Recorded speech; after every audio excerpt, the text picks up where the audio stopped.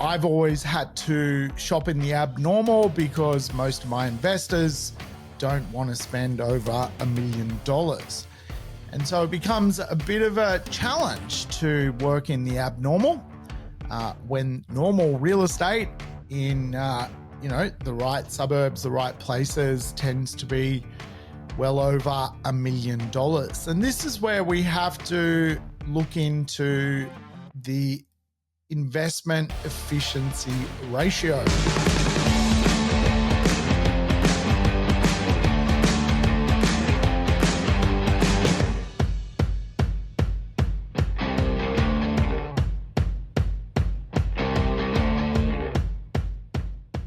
Welcome to the Urban Property Investor. I'm your host, Sam Saggers, here to help you crack the code of real estate wealth. Today, we're going to dig into some abnormal investment. Yes, we're going to fight the abnormal. We're going to have a talk about all-weather investing once again. We're going to talk about really the idea of an investment efficiency ratio and one of the ways I personally invest today. So welcome back, regulars. Play the program in double speed. Get your life back. All the episodes I've done are actually lessons on real estate. So I don't know. Feel free to go back in time if that rocks your boat. Of course, a lot of my work can be studied not by that book, but by this book, The Australian Property Game. So if you feel like spending $20, jump on Amazon and check it out. See what you think. Give it a read. And hopefully one day I will be able to do my audio book. Yes. The marketing team and the robots are not talking. Things have not worked out with my robotic idea of putting together a audio book, but we're getting there. One day it'll happen. But hey, welcome back. Let's do this. REA just put out a report, which I want to talk about. Yes, I'm going to find it because it's disappeared just as I've started the show, which is annoying. But yeah, let's get into it. So the REA just put out, or realestate.com, there are 73 suburbs left below $600,000 in Australia. Only 73 cheap suburbs left where you can buy a house for less than $600,000 in a capital city. Greater Adelaide has 14 suburbs left, yes, where the median house price is less than $600,000. In 2024, that was 34. Now it's dropped to 14. So 20 suburbs have disappeared. You've been debased from 20 suburbs. Brisbane, wow, 2024 had 29. Now it's got 5. Wow. Look at Brisbane go. You little workhorse, Brisbane. So I often get contacted by people, can you help me find a property for $500,000 in the housing market in Brisbane? You're too late. You needed to come a couple of years ago because it's not going to happen. So if that's your budget, you got to think of a new strategy. Darwin, though, is actually gone up. Wow, fancy that. It's actually so bad in Darwin that in 2024, there were 15 suburbs where you could buy a property for less than 600. Now there's 18. Yes, it's actually improved. So that means things have gone down in value. But of course, Darwin doesn't have a hell of a lot of suburbs. It's quite a small place. What has dropped has been Hobart. You can, you've only got 9 suburbs left. Melbourne, even though the market's been quite stagnant in 2024, you could buy homes in 19 suburbs for less than 600,000. Now that's 15. And wow, the big slide off the radar has been Perth. 52 suburbs in 2024, now just 12. Greater Sydney, 0. Greater Canberra, 0. You cannot buy a house with or in a suburb with a median less than 600,000. It does not exist. It's extinct. It's like the Tasmanian tiger in Sydney and Canberra, but even that's extinct. So, yeah, 73 left. That's according to PropTrack. And they have done a workshop across Australia and looked at what you can buy. Now, what is probably more disturbing is the type of dwellings you're going to get if you are spending less than 600,000. They are rather abnormal. Now, I would encourage you to Google 14 Aldgate Street, Mandurah.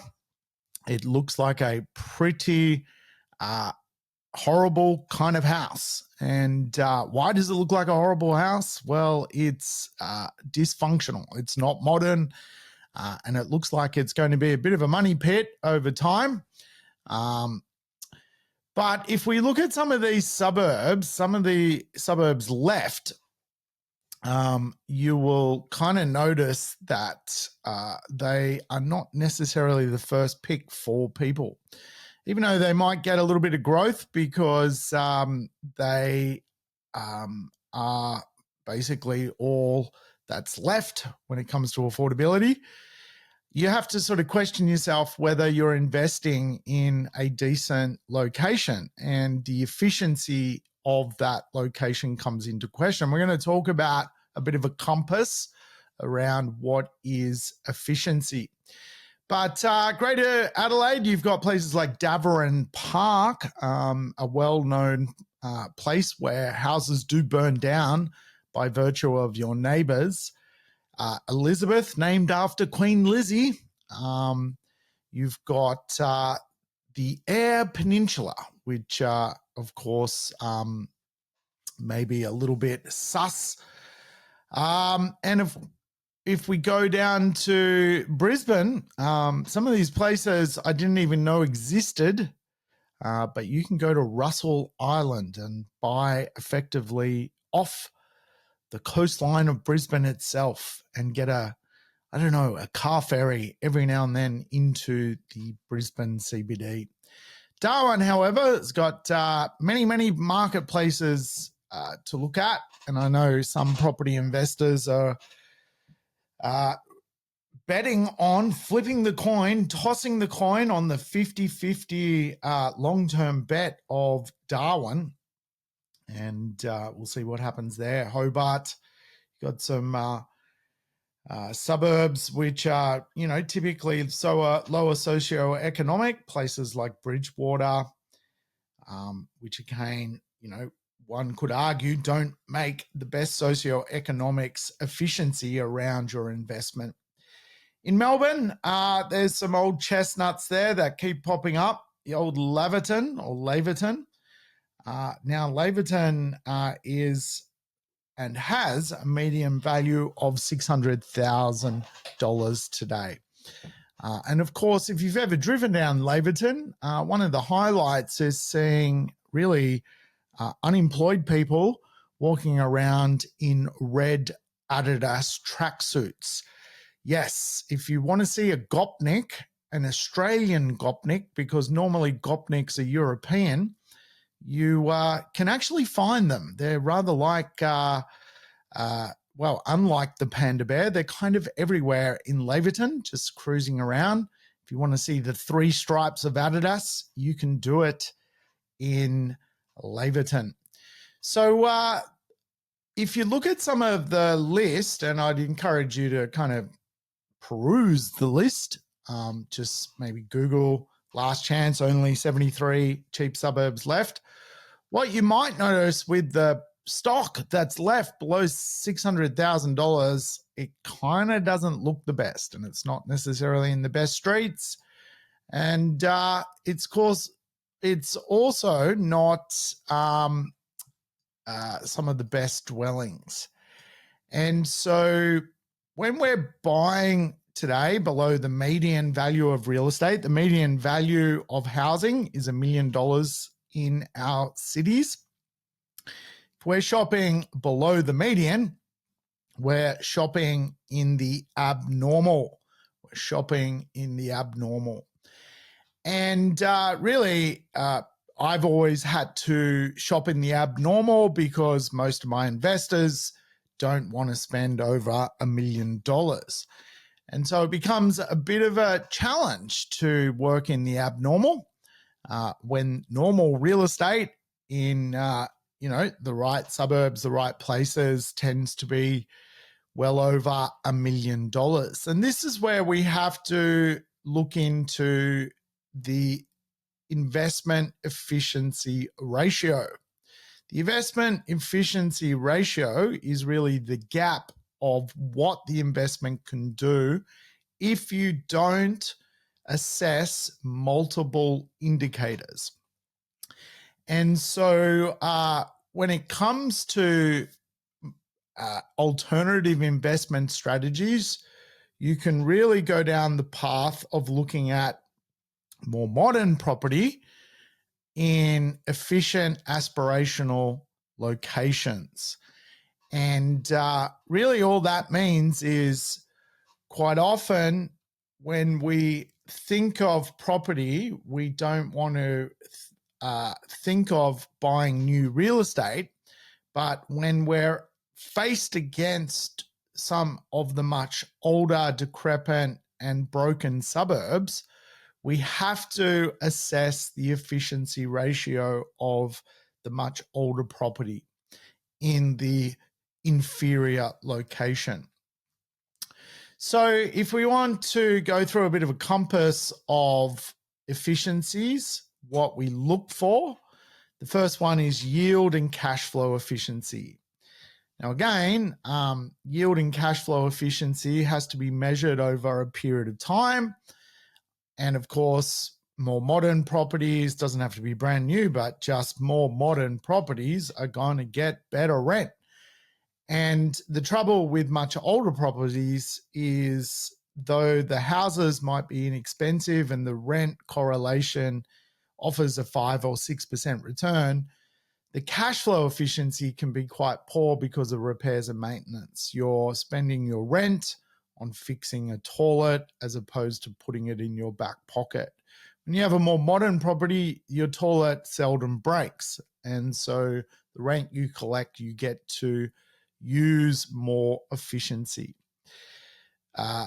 more efficiently. And so the first one is yield. The second one is growth efficiency. Now, again, if you go to Laverton, it's a Gopnik suburb.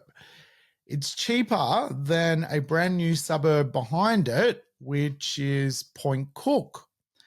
But the growth efficiency of Point Cook would be higher than the growth efficiency of Laverton by virtue of socioeconomics, by virtue of just what people want. People want to feel safe at night. People don't want to be robbed in the middle of the night while they're sleeping. So families avoid lower socioeconomic areas. So remember, the investment efficiency ratio sometimes means maybe we should be looking at a better suburb or a more modern suburb because we're going to get that growth efficiency. When you're looking at much older properties, you cannot claim depreciation. The tax efficiency goes out the window. And properties that were built sort of pre-1987 don't necessarily qualify for any depreciation at all. If they've had some upgrades, maybe through renovation, they would. But for the most part, if homes have just had a lick of paint and changed one or two items and really are in semi-original condition, there is no tax efficiency on the asset. And so it becomes an inefficient asset to own. Remember, this is a bit of a compass, a bit of a holistic framework for property mastery. And so, again, you've just got to consider the investment efficiency ratio. And when I look at some of those suburbs, which no doubt will appeal to people because of budget, it's really about leverage. And for a lot of people, they're going, well, I can only afford that, so I should do it. And you have to ask yourself, from a leverage efficiency point of view, if that's the best thing to do. And sometimes people just want to get into the market and secure something, but in some respects, maybe just approaching real estate a bit differently, maybe saving a little bit more money, maybe even borrowing money off a family or friend, maybe working out how to get more leverage into the market, working out how to try a new lender, speaking to a broker who's got multiple lenders that can get you a higher rate of buying power to get you into a better suburb or a better asset type will give you more efficiency on your leverage. And again, what we're analyzing here is the efficiency gap. If you just go for the cheap property because that's all you can afford, it can come back to bite you. It can be a little bit challenging, and it's not the best use of leverage. Leverage is an asset. Leverage is an asset. A lot of people quite often end up buying really cheap properties when they could just buy one good one. They buy two very ordinary properties, and really their leverage efficiency isn't working to their best rate of growth. And remember, it's the rate of growth which is the most important factor in real estate. The other efficiency is really time efficiency, and that is Rule 72. Rule 72 is the compounding effect of real estate and how long it takes for real estate to grow, how long it takes to double, how long it takes to perform. And when you've got a very, very drab asset, it really lags. And as it lags, the rate of growth is much slower. So the property can take a much longer period of time to perform for you. And remember, total return is capital growth plus yield efficiency. And so if you've got an inefficient asset, it will take too long to provide you capital growth. And so we've got to measure time efficiency. Remember, yield efficiency, growth efficiency, tax efficiency, leverage efficiency, time efficiency, and now we need to measure liquidity efficiency. What if you have to sell the property? What if you have to get out of the asset? Will someone else want to buy the property from you? Or is it really just another property investor who, for whatever reason, believes in the drab asset real estate class as well? Maybe they're hunting on paper, a gross return. Liquidity is an important factor. And again, a property in a nice suburb in Adelaide is more liquidable than Daverin Park, which, there has been over the years many a house that's, been burnt down by locals. So it becomes a more illiquid concept. And so the day you sell real estate, you want to get a premium. You want aspiration on the real estate. You just don't want to be holding something that is measured based on its basically placebo rental return. So liquidity efficiency. And then, of course, we have the condition efficiency. A condition efficiency is an important thing because if you've got a property which requires improvements, capital costs, it needs, major repairs, it needs urgent repairs. Structurally, it's moved as a property. The earth below the real estate has bumped about. You're going to get a condition efficiency, and the market will certainly penalize you for that, either on resale or on rental, and effectively it will rob your back pocket. Now, some of the older properties sometimes have very good land efficiency. They've got maybe a small home on a medium-sized block.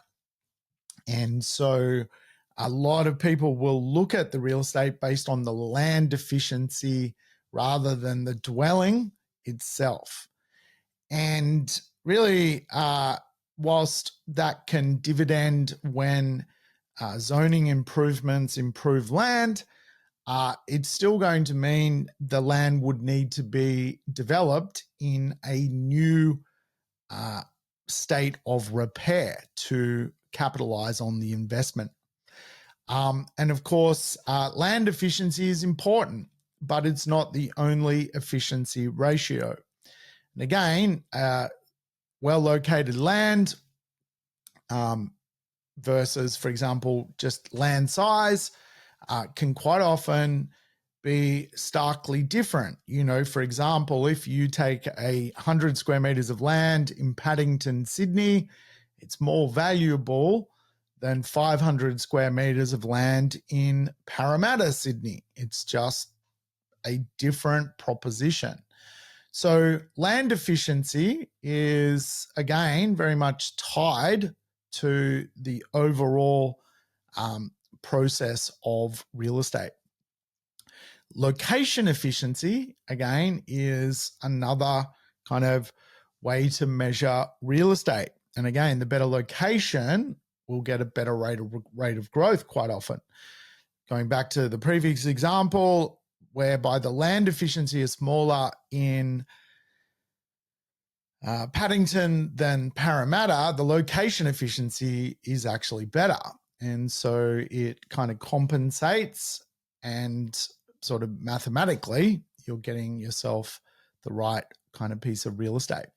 Really, the final efficiency is strategy efficiency or strategic efficiency. And that really comes down to you. You know, if you've got the ability to buy a much older property, and, you know, perhaps you're in the trade game and you've got friends who are plumbers and mates that are carpenters, and maybe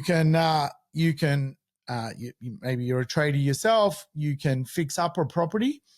You can take on, from a strategy point of view, sometimes these inefficient properties. If you're not that person, you may have to look at an alternative strategy when it comes to real estate. And I kind of say there is really two versions of real estate. There's buy, depreciate, rent, recycle, and there's buy, renovate, rent, recycle.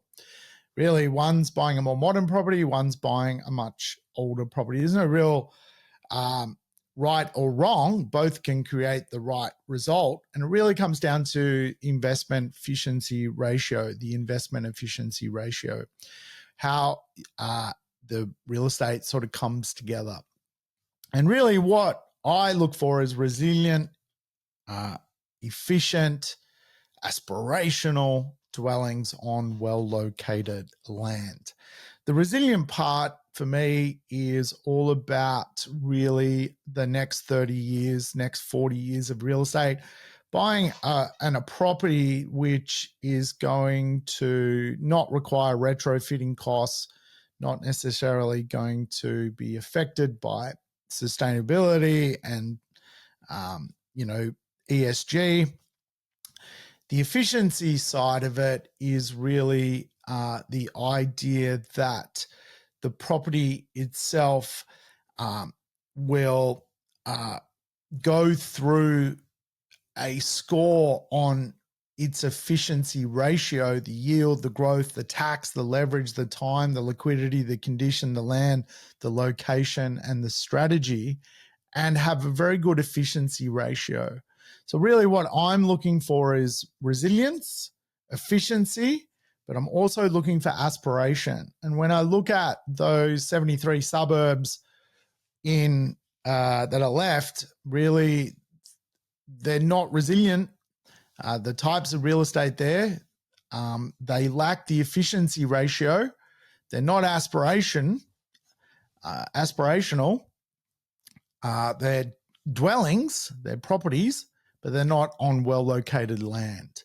So it wouldn't work for me as an investment jumping into those 73 different suburbs. which are currently available. So I would encourage you to have a bit of a look, bit of a sticky beak, because we are now living in the abnormal. There are only 73 suburbs below 600,000. And for a lot of people, $600,000 is a lot of money. So, what do you do if your budget's $600,000 and you're faced with, buying a home in a inefficient investment? Well, we might save the answer to that for another day, but today I just wanted to explore the 10 efficiency ratios that you should measure, and so that you're across it: your strategy, location, land condition, liquidity, time, leverage, tax, growth, and yield. All right, folks, that's it from me. Thanks for tuning in, and I'll catch you on the next show when we talk more real estate. Thanks for tuning in to the Urban Property Investor. If you enjoyed the episode, make sure to subscribe on your favorite podcast platform or YouTube so you never miss an episode. I'd love for you to rate the show and share it with your family and friends. Let's spread the word about property investing. Stay connected between episodes on Facebook, Instagram, and LinkedIn. And check out the rest of our podcast network at positivementor.com.au. And if you're serious about growing your property portfolio, don't miss our complimentary Property Investor Nights. Register now via the link in the show notes. See you next time.